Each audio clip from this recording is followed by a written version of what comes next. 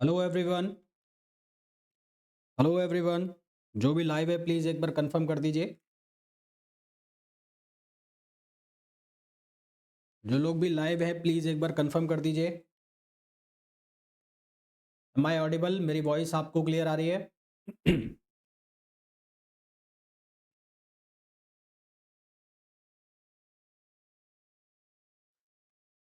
ठीक है, चलिए भाई। तो मैट्रिक्स का आज हम दूसरा लेक्चर लेंगे।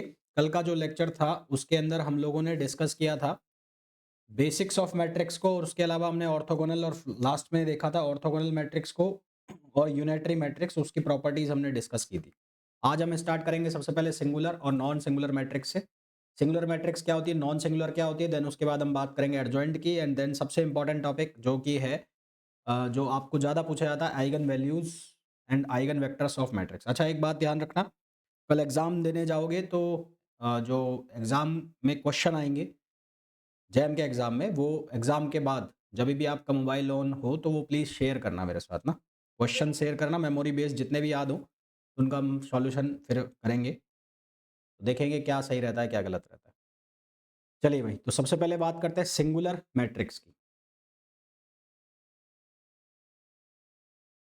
सिंगुलर मैट्रिक्स, सिंगुलर मैट्रिक्स ऐसी मैट्रिक्स जिसका जो डिटर्मिनेट है वो जीरो होता है, ऐसी मैट्रिक्स जिसका डिटर्मिनेट जीरो होता है, ऐसी मैट्रिक्स को हम क्या कहते हैं, singular matrix. Matrix, matrix whose determinate, matrix whose determinate is zero, ऐसी मैट्रिक्स जिसका डिटर्मिनेट जीरो होता है उसको हम सिंगुलर मैट्रिक्स कहते हैं। ऐसी मैट्रिक्स, और ये स्क्वायर मैट्रिक्स होती है ना, और ध्यान रखना ये स्क्वायर मैट्रिक्स है, स्क्वायर मैट्रिक्स, स्क्वायर मैट्रिक्स। और ऐसी मैट्रिक्स जिसका जो डिटर्मिनेट है वो नॉन जीरो होता है उसको हम कहते हैं non singular matrix. Non singular matrix, non singular matrix कौन सी है, ऐसी मैट्रिक्स जिसका डिटर्मिनेट जीरो नहीं होता, matrix with non zero determinate, matrix with non zero determinate, matrix with non zero determinate is non singular. और ये भी स्क्वायर मैट्रिक्स ही होगी, है ना, नॉन सिंगुलर। और ये मैट्रिक्स भी क्या होगी, स्क्वायर मैट्रिक्स ही होगी। ये भी कौन सी मैट्रिक्स होगी, स्क्वायर ही होगी। उसके बाद हम बात करते हैं, फिर आती है हमारे पास adjoint of matrix, adjoint of a matrix. तो एडजॉइंट ऑफ मैट्रिक्स क्या होता है, जो किसी भी मैट्रिक्स है उसका कोफैक्टर्स का जो मैट्रिक्स बनता है उसका हम ट्रांसपोज कर देते हैं, उसको कहते हैं एडजॉइंट ऑफ मैट्रिक्स। तो एडजॉइंट ऑफ मैट्रिक्स जो है वो mat adjoint of a matrix, adjoint of a matrix is transpose of cofactors, transpose of cofactors matrix, cofactor matrix का ट्रांसपोज। ठीक है, अब इसके ऊपर क्वेश्चन नहीं आते, क्वेश्चन किस में से आते हैं, इसकी प्रॉपर्टीज में आता है, इसकी जो प्रॉपर्टीज है वहां से क्वेश्चन आते हैं। अब इसकी कुछ प्रॉपर्टीज होती है जो आपको ध्यान रखनी है, प्रॉपर्टीज। इसकी कुछ प्रॉपर्टीज होती है जहां से क्वेश्चन बनता है। प्रॉपर्टीज क्या है? जैसे adjoint of A, adjoint of A dot A equals to होता है ए adjoint A, A adjoint A, और ये बराबर होता है ए का डिटरमिनेट इनटू आई एन। ये पहली प्रॉपर्टी है इसकी, ये फर्स्ट प्रॉपर्टी। सेकंड प्रॉपर्टी इसकी क्या होती है? If a square matrix of order N, if a square matrix of order N, square matrix of order N having determinant m, square matrix of order n having determinant n m sorry m, then adjoint of a, adjoint of a is equals to m n minus 1। ये main है। यदि कोई square matrix है जिसका order n है और उसका determinate जो है m है, तो adjoint of a equals to होगा m power n minus n। अब इसके ऊपर क्या क्वेश्चन बनते हैं वो देखो पहले।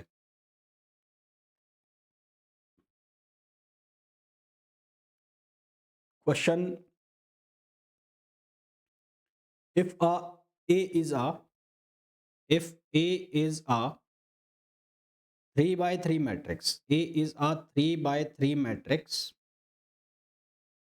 with determinate 3, with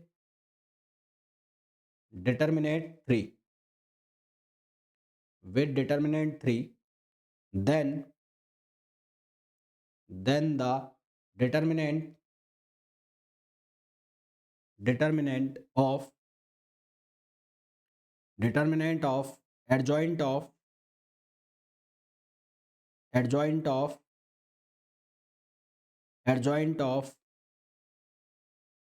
a minus 1 is equal to, adjoint of a minus 1 equal to, option A है 1/81, ऑप्शन बी है 1/729, ऑप्शन सी है 1/6561 और ऑप्शन डी है 1/243। देखो यहाँ पर जो मैट्रिक्स का ऑर्डर है यानी कि n की वैल्यू है वो है 3 और इसका डिटरमिनेट है 3। दैट मीन्स कि n जो है उसकी वैल्यू भी 3 है और जो m है उसकी वैल्यू भी 3 है। तो हमें बोला कि यदि किसी मैट्रिक्स का ऑर्डर n है और उसका जो डिटरमिनेट m है, तो हम कैसे लिख सकते हैं? हम लिख सकते हैं एडजॉइंट ऑफ a जो है वो किसके बराबर होता है? m power n minus 1। Adjoint of a किसके बराबर होता है? m power n minus 1। तो यहाँ पर लिखा है एडजॉइंट ऑफ a माइनस 1। तो सबसे पहले तो जो a का डिटरमिनेट है वो है 3, तो डिटरमिनेट ऑफ a है वो है 3। तो 1/a का डिटरमिनेट जो है यानी कि a इनवर्स का जो डिटरमिनेट है वो कितना हो जाएगा? वो हो जाएगा 1/3। वो कितना हो जाएगा? 1/3। इसका मतलब जो a, इसका मतलब ये है कि अगर मैं एडजॉइंट ऑफ a माइनस 1 इसकी वैल्यू लिखना चाहूँ, तो इसकी वैल्यू क्या आएगी? m n minus 1। तो इसका जो m है वो हो गया 1/3, तो ये हो गया 1/3 और n की वैल्यू ऑलरेडी हमें पता है कितनी है? 3 है। तो ये हो जाएगा 3 माइनस 1। तो यहाँ से वैल्यू बन जाएगी 1/3 और इसका क्या हो जाएगा? स्क्वायर यानी कि 1/9। तो एडजॉइंट a माइनस 1 की जो वैल्यू हो गई वो हो गई 1/9। ठीक है, इसकी वैल्यू कितनी हो गई? 1/9। अब ये 1/9 आ गया, ये आया है इसका आंसर, है ना? इसका आंसर कितना आ गया? 1/9। तो 1/9 इसका आंसर आ गया। तो अब इसका एडजॉइंट निकालना है, तो इसका एडजॉइंट कितना हो जाएगा? 3 माइनस 1 फिर से, यानी कि 1/9 का स्क्वायर। फिर से वापस स्क्वायर करना है तो 1/9 का स्क्वायर कर दिया, अब उसका भी वापस स्क्वायर करना पड़ेगा, है ना? तो अब हम निकालेंगे एडजॉइंट ऑफ a माइनस 1। तो इसका आंसर तो हमारे पास आ गया, इसका आंसर आ गया 1/9। तो इसका आंसर कितना हो जाएगा? 1/9 की पावर 3 माइनस 1 यानी कि 1/9 का स्क्वायर, तो जो कि हो जाएगा 1/81। फिर से उसका एडजॉइंट निकालना है, तो एडजॉइंट निकालना है, तो एडजॉइंट ऑफ a माइनस 1। अब ये क्या हो जाएगा? 1/81 और इसका स्क्वायर। 1/81 का जो स्क्वायर है वो कितना बन जाएगा, 1/6561। करेक्ट आंसर कितना आ जाएगा हमारे पास, ऑप्शन सी। तो इसका करेक्ट आंसर कितना आ जाएगा, ऑप्शन सी। क्लियर है यहां तक?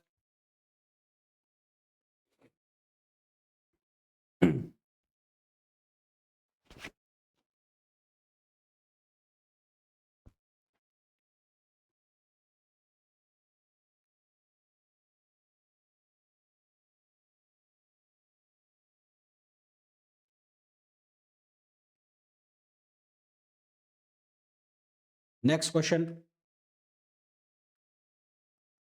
नेक्स्ट क्वेश्चन में हमें बोला है suppose A is n by n। Suppose suppose A is n by n square matrix, n by n square matrix having determinate p, having determinate p, which of following statement, which of the following statement,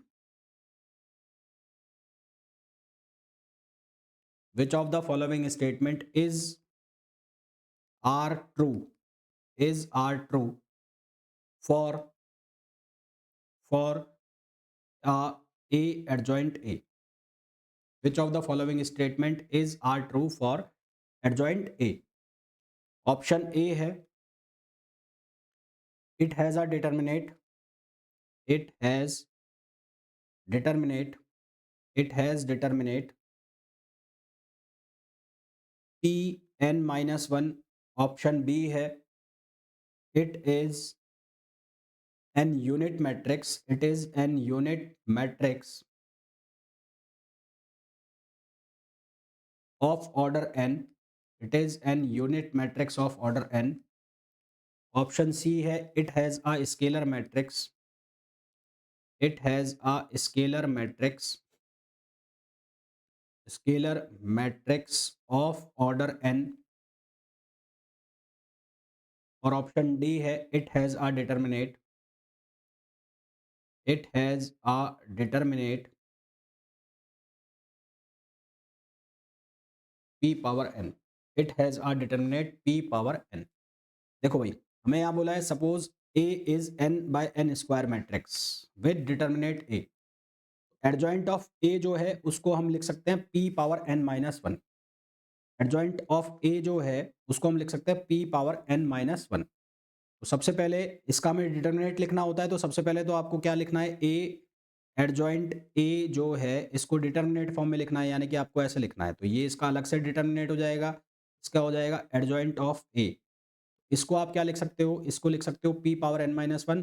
और जो a का determinate है वो है p, तो ये हो जाएगा p इंडिविजुअली और ये हो जाएगा p पावर n माइनस 1।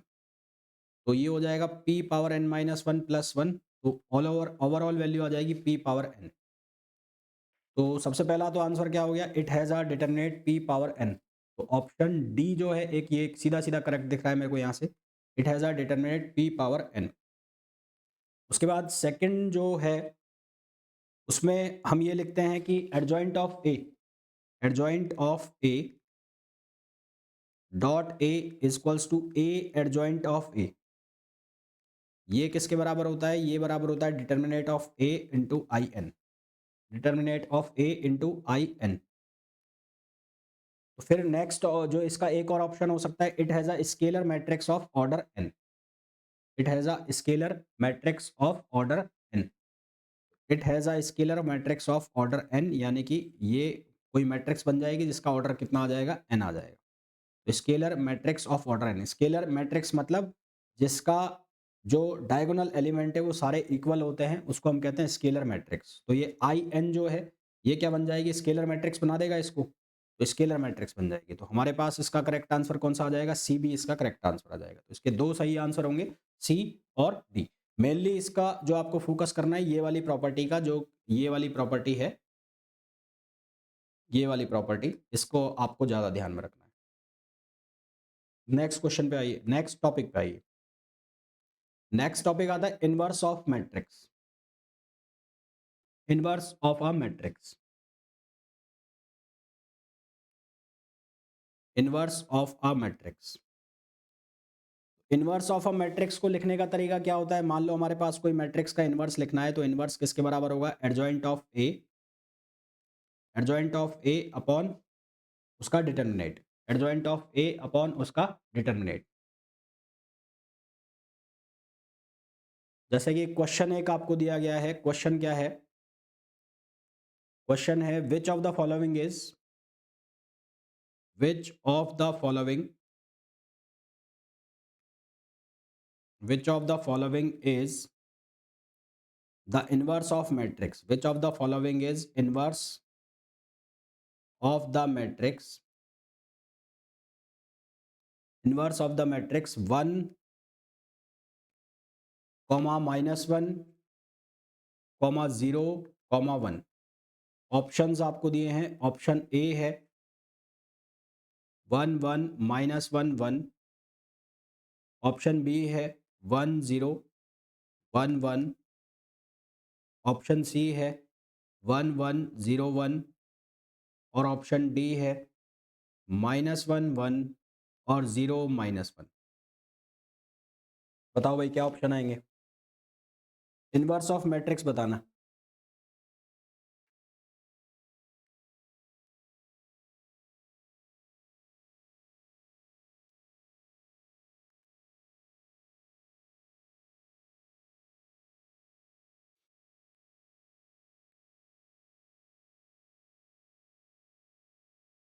देखो यहाँ पर मैं कुछ प्रॉपर्टीज लिख रहा हूँ, वो प्रॉपर्टीज याद रखना इनवर्स ऑफ मैट्रिक्स की। प्रॉपर्टीज,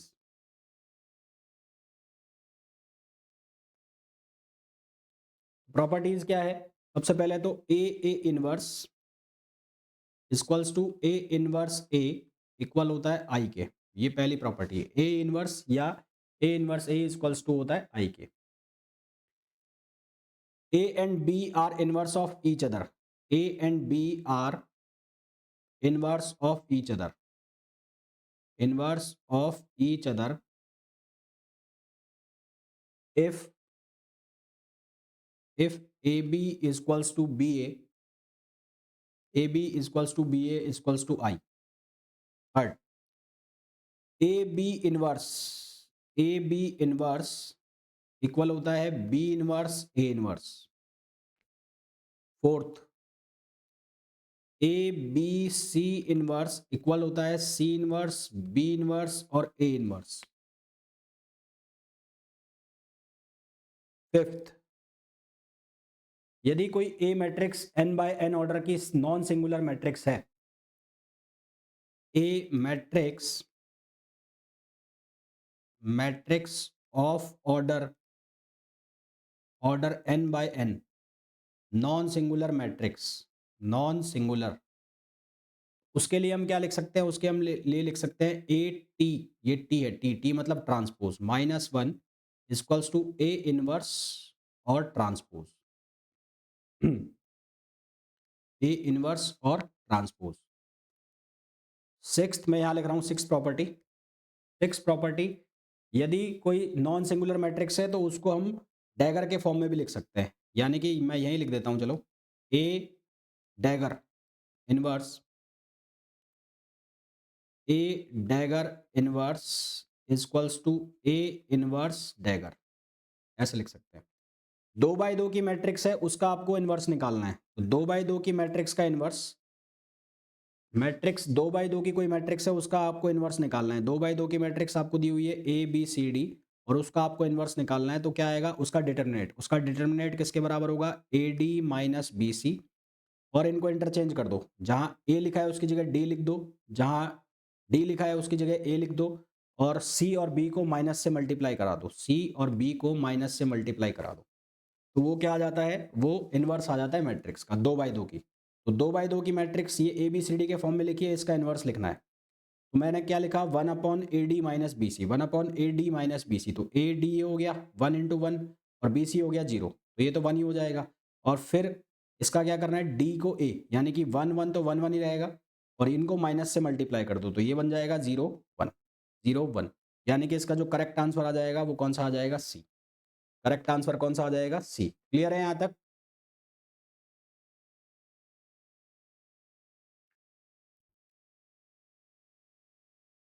यहाँ तक क्लियर है?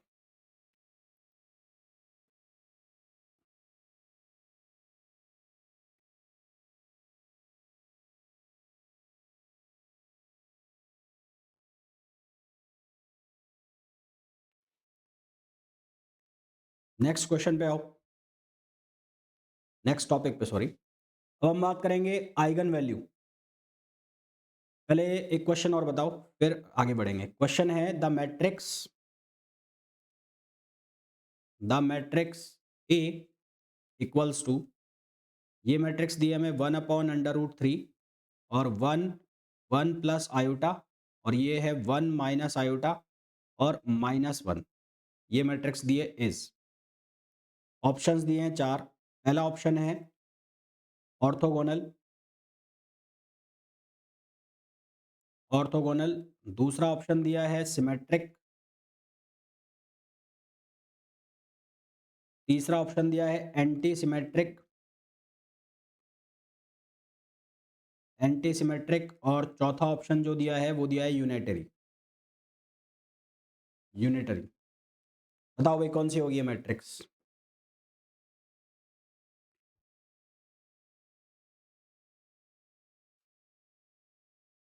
देखो सिमेट्रिक मैट्रिक्स तो ये है नहीं। सिमेट्रिक में तो क्या होता है, जो ए मैट्रिक्स है वो ए के ट्रांसपोज के बराबर होती है, तो सिमेट्रिक तो है नहीं है। इसका ट्रांसपोज करोगे तो नहीं, सिमेट्रिक भी नहीं है। एंटी सिमेट्रिक में इसके एलिमेंट्स जो है वो माइनस के इक्वल होने चाहिए, वो भी नहीं है। ऑर्थोगोनल के लिए इसका ए ए टी करके देखो, उसकी वैल्यू कितनी आनी चाहिए, 1 आनी चाहिए। और यूनिटरी निकाल लो, यूनिटरी के लिए ए ए डैगर कर लो, ए ए डैगर करके देखो, वो वैल्यू 1 आनी चाहिए। तो ए डैगर इसका क्या होगा, ए डैगर होगा ट्रांसपोज का कंजुगेट, या कंजुगेट का ट्रांसपोज, जैसा भी आप चाहो वैसा कर लो। तो ट्रांसपोज करोगे तो ये बनेगा 1 - आयोटा और ये बनेगा 1 + आयोटा, 1 - आयोटा 1 + आयोटा, और ये -1 ही रहेगा। अब इसका करना है कंजुगेट। कंजुगेट का मतलब है जो माइनस है वो आयोटा है, वो जहाँ माइनस लिखा है वहाँ प्लस हो जाएगा, तो ये प्लस हो गया। और ये क्या हो जाएगा, माइनस हो जाएगा, ये हो जाएगा माइनस। अब आपको ए ए डैगर की वैल्यू निकालनी है। ए ए डैगर जो है वो किसके बराबर हो जाएगा, वो 1 + आयोटा, 1 - आयोटा -1। और दूसरा भी सेम बन गया, 1/√3, 1/√3 तो 1/3 बन जाएगा। ये 1 + आयोटा, ये 1 - आयोटा, और ये क्या हो जाएगा, -1। इसको सॉल्व करो, आंसर आ जाएगा आपका यूनिटरी, 1 ऑप्शन आ जाएगा। तो ये है यूनिटरी मैट्रिक्स। ठीक। अब नेक्स्ट टॉपिक पे आ जाओ। नेक्स्ट टॉपिक है eigen and eigen value of matrix, eigen value and eigen vectors of matrix, जो सबसे इंपॉर्टेंट है। Eigen value, eigen values and eigen vector, eigen vector of matrix, eigen values and eigen vectors. तो eigen value और eigen vectors के लिए जो हम equation लिखते हैं, linear transformation equation, linear transformation equation, वो इक्वेशन हम क्या लिखते हैं, वो लिखते हैं ए X equals to lambda X, A X equals to lambda X. इसको हम ट्रांसपोज करें तो इसको ऐसा लिख सकते हैं, A minus lambda I, A minus lambda I x equals to 0। जहां जो लैम्बडा है, lambda which the above equation has non zero solution, lambda जो है उसको कहा जाता है आइगन वैल्यू। और लैम्बडा के करस्पॉन्डिंग जो एक्स की वैल्यू आती है, ये एक्स की वैल्यू आती है, उसको हम कहते हैं आइगन वेक्टर्स। तो values of lambda, values of lambda is known as, eigen values, eigen values. And values of X, values of X corresponding to lambda, corresponding to lambda is known as eigen vectors. इनको हम क्या नाम देते हैं, eigen vectors नाम देते हैं। ठीक है। अब 3x3 के क्वेश्चन तो इसके कभी भी आएंगे नहीं तुम्हारे। क्वेश्चन कैसे आएंगे, कैसे सॉल्व करना है, वो देखते जाओ। जैसे कि सबसे पहले मैं कोई छोटे क्वेश्चन ही लूं, 2x2 के लेता हूं। क्वेश्चन लिया मैंने कि the eigen value of matrix, the eigen value of matrix, the eigen value of matrix 1 iota और माइनस आयोटा 1 आर। ऑप्शंस आपको दिए हैं, ऑप्शन ए है +1 एंड +1, ऑप्शन बी आपको दिया है 0 एंड +1, ऑप्शन सी आपको दिया है 0 एंड +2 एंड डी ऑप्शन आपको दिया है -1 एंड +1, -1 एंड +1। देखो भाई, तो एक तो तरीका ये है कि जो आइगन वैल्यूज निकालने का तरीका है वो क्या होता है कि जो आइगन वैल्यूज का समेशन है वो इक्वल होता है ट्रेस के। ठीक है, प्रॉपर्टीज भी होती है, वो बाद में मैं लिखवा भी दूंगा। तो एक तो है कि the sum of eigen values, sum of eigen values equal होता है सम ऑफ ट्रेस या trace of matrix. Sum of trace क्या, ट्रेस ऑफ मैट्रिक्स। और दूसरा क्या होता है, product of eigen value equals to determinant of matrix. Product of eigen values equals to determinant of matrix, determinant of matrix. तो मान लो इसके, अब जो मान लो क्या, इसका जो सॉल्यूशन आना चाहिए वो आना चाहिए 2। ट्रेस ऑफ मैट्रिक्स जो बनेगा वो बनेगा 2। कितना बनेगा, 2। और इसका जब डिटर्मिनेट निकालोगे, डिटर्मिनेट कितना आएगा इसका, डिटर्मिनेट आएगा इसका 1 और 1 प्लस आयोटा स्क्वायर होगा, आयोटा स्क्वायर। इसका बनेगा 1 माइनस और minus iota square. Iota square क्या वैल्यू देगा, आयोटा स्क्वायर वैल्यू देगा -1, और माइनस पहले से ही है तो माइनस माइनस 1 +1 हो जाएगा। 1 माइनस 1 कितना आएगा, 0। तो इसका डिटर्मिनेट कितना आना चाहिए, 0 आना चाहिए। तो इसका डिटर्मिनेट 0 आए तो, और सम कितना आए, 2 आए, तो पहला ऑप्शन गलत, दूसरा ऑप्शन गलत, तीसरा ऑप्शन ही बैठ रहा है, चौथा ऑप्शन गलत। इसका आंसर कितना आ गया, सी आ गया। एक तो तरीका है ये, आप ऐसे चेक कर लो। दूसरा तरीका है जो कन्वेंशनल मेथड है, जिसमें आप a माइनस लेमडा आई इक्वल्स टू करके करोगे 0। तो a माइनस लेमडा आई का मतलब है, पहले a लिखोगे 1 आयोटा, इसको लिखोगे माइनस आयोटा 1, और माइनस लेमडा आई का मतलब है 1 लेमडा 0 0 लेमडा। फिर इसको बनाओगे आप, कैसे बनाओगे, इसको बनाओगे 1 माइनस लेमडा और आयोटा, और ये बनेगा माइनस आयोटा और 1 माइनस लेमडा इक्वल्स टू 0। उसके बाद जो इक्वेशन बनेगी वो इक्वेशन बना के सॉल्व करना है, लेमडा की जो वैल्यू आएंगी वो आइगन वैल्यूज कहलाएंगी। वो होता है कन्वेंशनल मेथड, जो कि बड़ा हो जाता है। आप ऑब्जेक्टिव पर्पज से अगर क्वेश्चन सॉल्व कर रहे हैं तो फिर आप ये जो मेथड है, ये जो तरीका है, इनको आप चूज कर सकते हैं, इससे आंसर निकालना आसान हो जाता है। तो यहाँ से इसका आंसर जो है वो क्या आ जाएगा, सी आ जाएगा। क्लियर है यहाँ तक।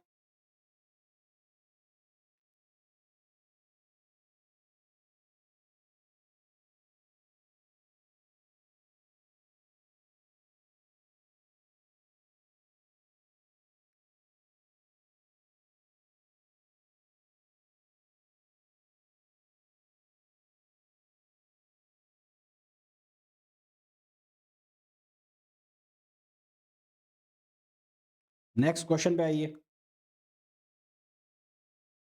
नेक्स्ट क्वेश्चन में बोला है अ 3 by 3 matrix M, a 3 by 3 matrix M as trace M equals to 6 and trace M square, trace of M square is equals to 26 and trace of M cube equals to 90. Which of the following, which of the following, which of the following can be possible sets, which of the following can be possible sets of eigenvalue of M, possible sets of eigenvalue values of M। Option A है 1, 1, 4, option B है -1, 0, 7। Option C है -1, 3, 4। और option D है 2, 2, 2। तो ये हमें दिया है, बताओ भाई कैसे करेंगे।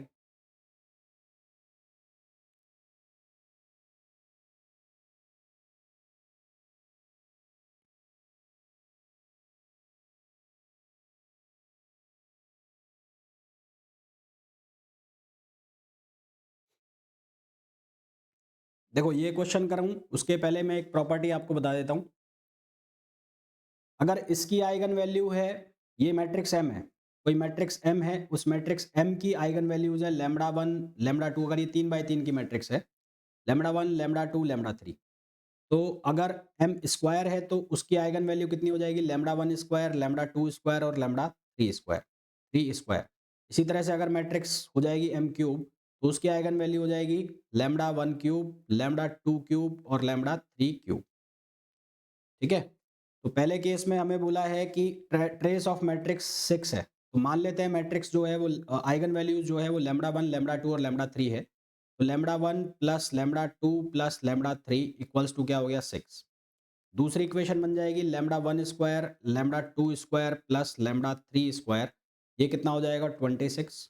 तीसरी इक्वेशन क्या बन जाएगी, λ1 cube plus λ2 cube plus λ3 cube, और ये कितना बन जाएगा 90। अब हिट एंड ट्रायल मेथड है, हिट एंड ट्रायल से चेक करो कौन सा सेटिस्फाई कर रहा है। तीनों को सेटिस्फाई करना चाहिए। जैसे आप पहला इक्वेशन डालोगे, पहली वाला सेट 114, तो 114 से पहला सेट हो जाएगा। दूसरे में आएगा 1 का स्क्वायर 1, 1 का स्क्वायर 1, 4 का स्क्वायर 16, तो ये कैंसिल है, पहला वाला नहीं बनेगा। दूसरा वाला रख के देखते हो तो 7 और 7 49, ये दूसरा भी नहीं बनेगा। तीसरा रख के देखते हो तो यहाँ बनेगा -1 प्लस 3 प्लस 4, तो ये हो गया 6। 1 का स्क्वायर 1, 3 का स्क्वायर 9 और 4 का स्क्वायर 16, तो ये 26 हो गया।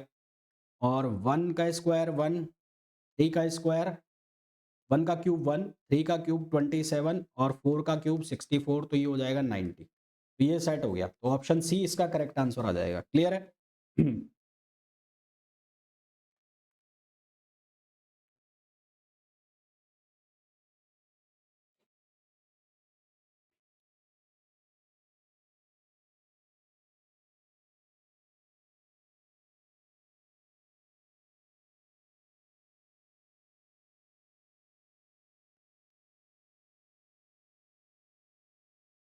नेक्स्ट क्वेश्चन पे आइए। नेक्स्ट क्वेश्चन में बोला है a real traceless 4 by 4, real traceless 4 by 4,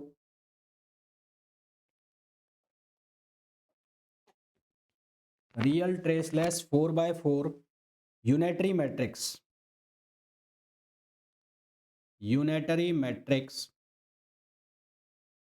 has two eigen values, has two eigen values -1 and 1, -1 and 1। The other eigenvalues are,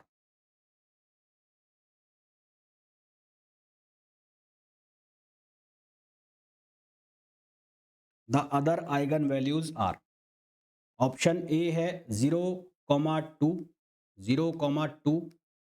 option B है -1, +1। ऑप्शन सी है 0, +1। और ऑप्शन डी है +1 and +1।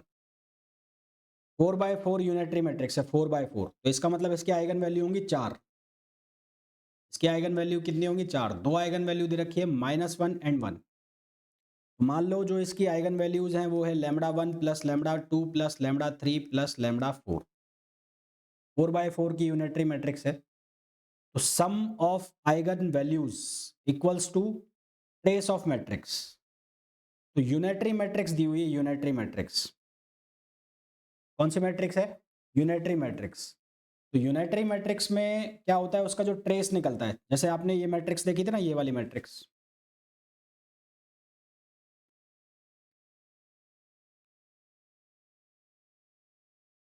ये जो मैट्रिक्स थी ये यूनिटरी मैट्रिक्स थी। तो यूनिटरी मैट्रिक्स में उसका जब ट्रेस निकालोगे तो उसका सम हमेशा कितना आता है? 0 आता है। यूनिटरी मैट्रिक्स में जब उसका ट्रेस निकालोगे तो उस ट्रेस का सम हमेशा कितना आता है? 0 आता है यूनिटरी मैट्रिक्स के अंदर। ठीक है? ध्यान रखना यूनिटरी मैट्रिक्स के अंदर जो उसका ट्रेस का सम है वो कितना आता है? 0 आता है। तो यूनिटरी मैट्रिक्स में ट्रेस का सम 0 आता है तो lambda 1 plus lambda 2 plus lambda 3 plus lambda 4 कितना हो जाएगा? 0। दो आइगन वैल्यू दे रखिए, कोई भी दो आइगन वैल्यू पकड़ लो, -1 और +1। तो एक अगर -1 है तो दूसरी हो गई +1। तो plus lambda 3 plus lambda 4 equals to 0। तो यहाँ से हमारे पास इक्वेशन बनती है lambda 3 plus lambda 4 equals to 0। तो lambda 3 plus lambda 4 equals to 0। तो ये कब पॉसिबल है? अगर मैं लैम्ब्डा 3 की वैल्यू को -1 रखूं और लैम्ब्डा 4 की वैल्यू को +1 रखूं, यानी कि लैम्ब्डा 3 इक्वल्स टू -1 और लैम्ब्डा 4 इक्वल्स टू +1, या इसका उल्टा भी कर सकता हूं। तो मेरे पास जो करेक्ट आंसर आ जाएगा वो क्या आ जाएगा? बी आ जाएगा। बी। तो इसका जो राइट आंसर आ जाएगा वो आ जाएगा बी। क्लियर है?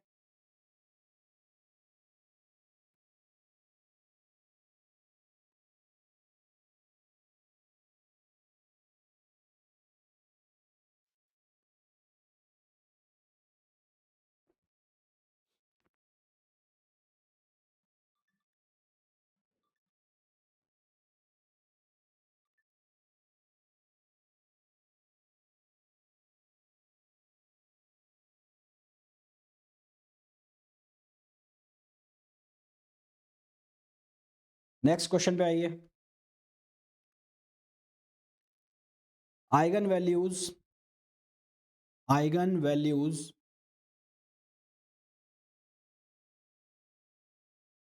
Eigen values of the matrix eigen values of the matrix 0 1 0 0 1 0 0 0 0 0 0 -2 iota और 0 0 2 आयोटा और 0 आर।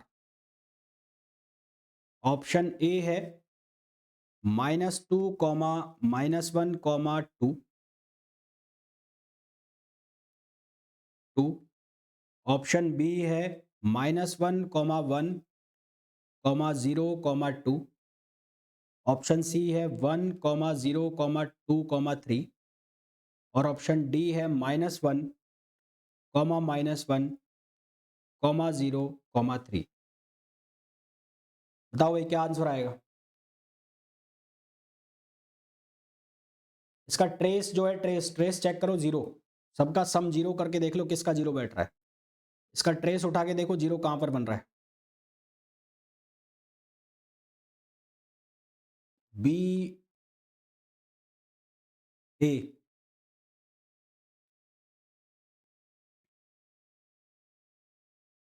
ये -1 +1 ये तो हो नहीं रहा, ये भी नहीं हो रहा, ये भी नहीं हो रहा। ऑप्शन ए ही बैठ रहा है answer. Sum of eigen values sum of eigen values equals to trace of matrix.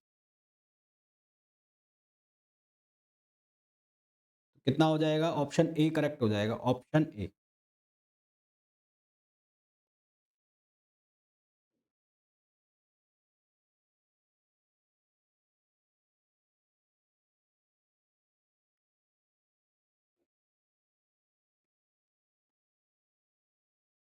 अब कुछ प्रॉपर्टीज लिख ली जाए eigen values and eigen matrix के लिए। तो प्रॉपर्टीज में कुछ लिख रहा हूं पहले, फिर उसके बाद और क्वेश्चन करेंगे इसके प्रॉपर्टीज।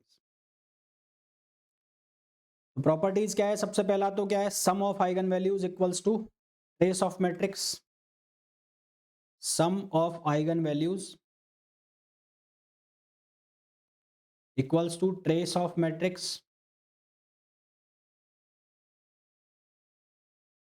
ऑप्शन सेकंड जो है प्रोडक्ट ऑफ आइगन वैल्यूज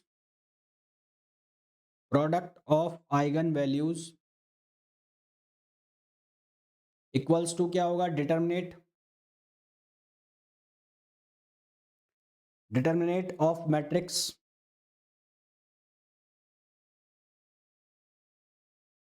तीसरा एनी स्क्वायर मैट्रिक्स ए और उसका जो ट्रांसपोज है उनकी आइगन वैल्यू सेम होगी। और square matrix and its transpose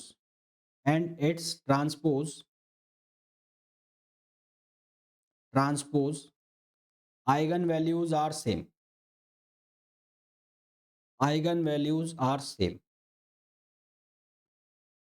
fourth point क्या हो जाएगा? यदि हमारे पास किसी मैट्रिक्स की आइगन वैल्यूज है lambda 1 lambda 2 and so on, if if a matrix A has if a matrix A has eigenvalues lambda 1 lambda 2 and so on, तो उस केस में यदि हम आइगन वैल्यूज को मल्टीप्लाई करा देते हैं या मैट्रिक्स को मल्टीप्लाई करा देते हैं किसी स्केलर क्वांटिटी से, देन के A has eigen values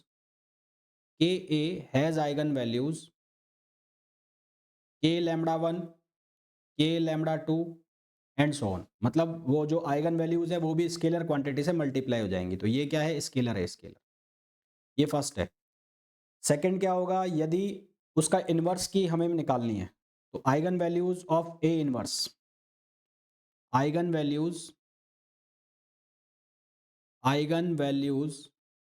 of A inverse की जो आइगन वैल्यूज होंगी वो क्या होंगी? 1 upon lambda 1, 1 upon lambda 2, 1 upon lambda 3। ये ए इन्वर्स की आइगन वैल्यूज होंगी। इसी तरह से यदि ए एम है तो आइगन वैल्यूज ऑफ को पावर दे दी जाए, eigen values of A power M, जो मैट्रिक्स है उसकी कोई पावर कर दी जाए, एम कर दी जाए, तो उस केस में जो आइगन वैल्यूज हैं वो क्या हो जाएंगी? वो हो जाएंगी लैम्डा 1 एम, यानी कि उतनी पावर से बन जाएगी lambda 2 M and so on, जो कि मैंने आपको अभी बताया भी था। फिर रियल जो हर्मिशियन मैट्रिक्स है, हर्मिशियन मैट्रिक्स और रियल सिमेट्रिक मैट्रिक्स, उनकी जो आइगन वैल्यूज है वो हमेशा क्या होंगी? रियल होंगी। तो eigen values of real symmetric matrix and hermitian matrix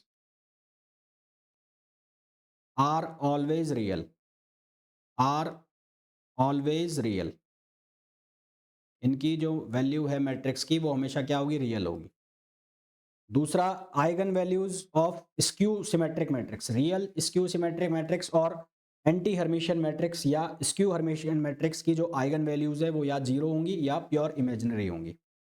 eigen values of real skew symmetric matrix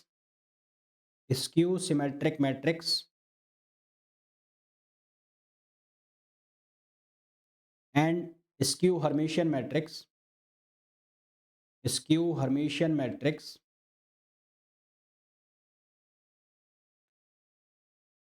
are zero और प्योरली इमेजिनरी, आर जीरो और प्योरली इमेजिनरी, आर जीरो और प्योरली इमेजिनरी। उसके बाद eigen values of orthogonal matrix and unitary matrix are unit modulus. Eigen values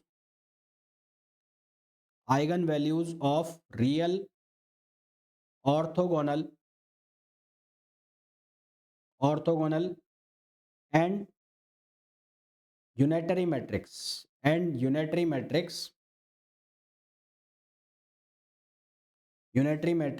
of unit modulus, इनकी जो eigen values हैं वो unit modulus की होती है। ये शायद हमने पढ़ा भी था जब हमने यूनिटरी मैट्रिक्स और कौन सी मैट्रिक्स? ऑर्थोगोनल मैट्रिक्स पढ़ी थी। उसके बाद eigen value of a nilpotent matrix is always zero. Nilpotent matrix मतलब जिसके अंदर जो मैट्रिक्स है उसका डिटरमिनेंट कितना है? जीरो है। इसके बाद और कोई इंपॉर्टेंट चीज़ है इसमें?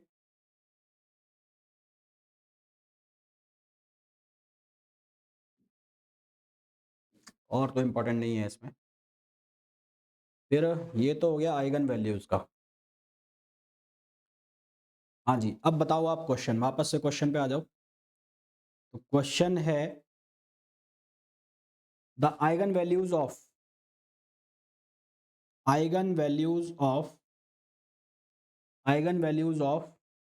-5, 2 और 2, -2 are.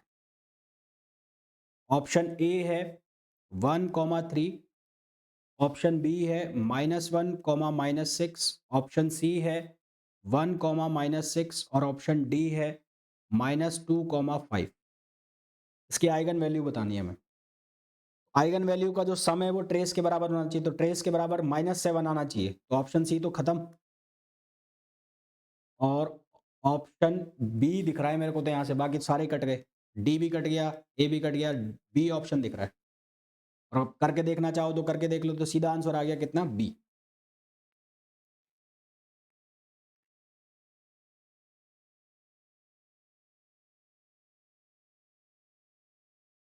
Next question, if trace of matrix of order 3, if trace of matrix m of order 3 is 13 and its determinate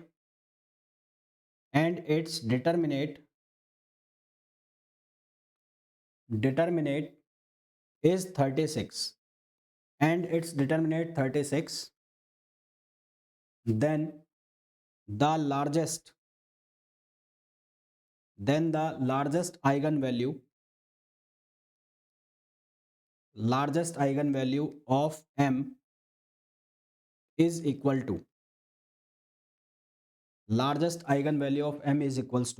option A है 4, ऑप्शन बी है 6, ऑप्शन सी है 9 और ऑप्शन डी है 12।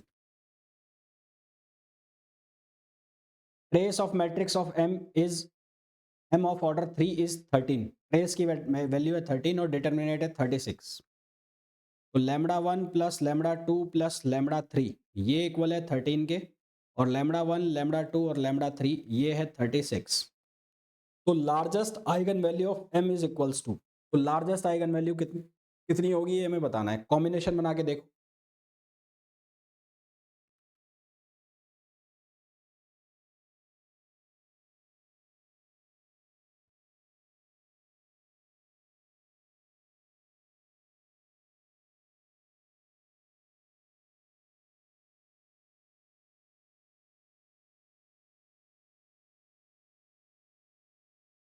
बारह एकम 12, 12 दूनी 24, 12 दूनी 24, 24 12 तो हो नहीं सकता, 12 कैंसिल हो गया। अगर 6 रखते हो तो 6 इंटू 6 36, 6 भी नहीं हो सकता।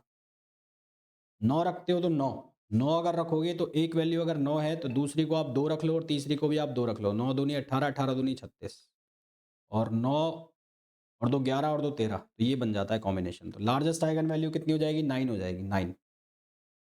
इसका आंसर कितना आ जाएगा, 9 आ जाएगा।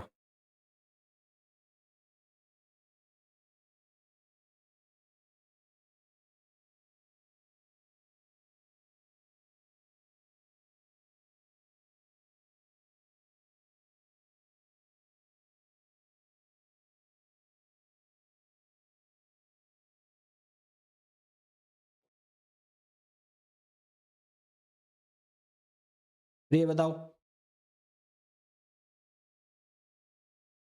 आइगन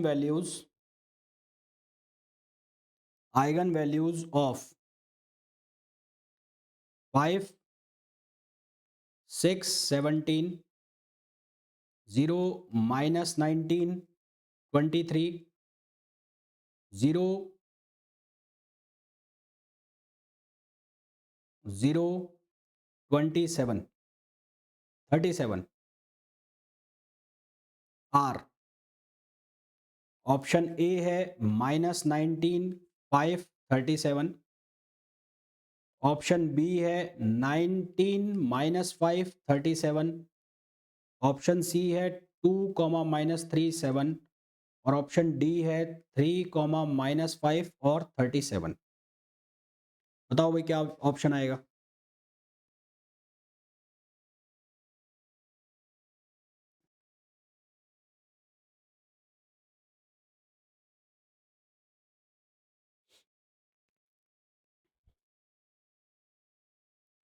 देखो, एक और प्रॉपर्टी आप लिख लेना, eigen values of a diagonal matrix, eigen values of a diagonal matrix, comma upper triangle matrix, comma upper triangle matrix,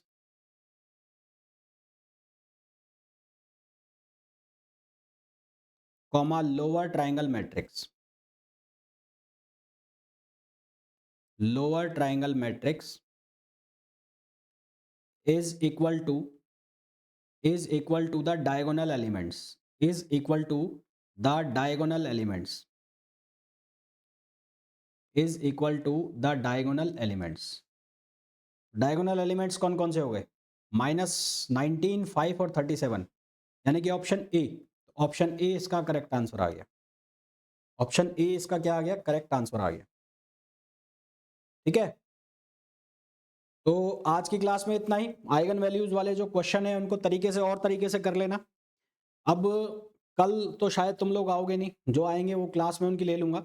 बाकी जो कल है, कल हमारा मैट्रिक्स वाला जो चैप्टर है ये फिनिश हो जाएगा, इसमें रिमेनिंग पोर्शन में करा दूंगा। तो जो लोग जैम का एग्ज़ाम देने जाएंगे, अगर नहीं देख पाए तो वो रिकॉर्डेड में देख लेना। और जो भी लोग जैम का एग्ज़ाम देने जाएंगे वो प्लीज़ जो क्वेश्चंस है थोड़े से दिमाग में रख के लाना। मेमोरी बेस्ड क्वेश्चन मेरे को सेंड करना, उनके अपन लोग सॉल्यूशन बनाएंगे।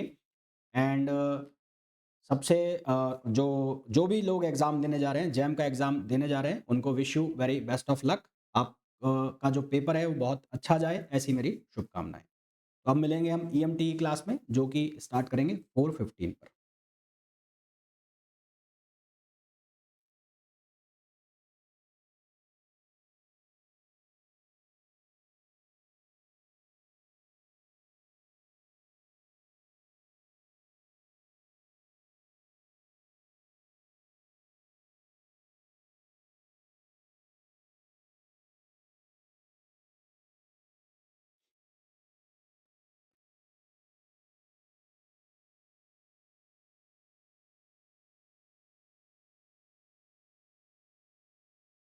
ठीक है, चलिए भाई।